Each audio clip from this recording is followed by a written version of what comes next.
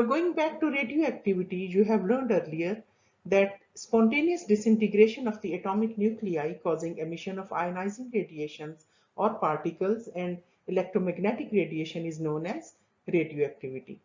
This property is possessed by some elements like uranium, plutonium, radium, thorium, radon, polonium, americium, or radioisotopes like carbon and beryllium, etc.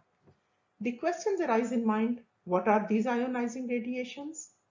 What makes something radioactive? What exactly is emission? And can these particles be felt or seen?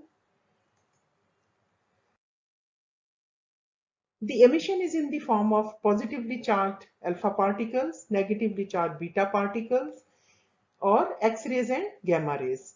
This emission process is called radioactive decay. I have given the link in the description below for the complete lecture on radioactivity and other videos on nuclear physics.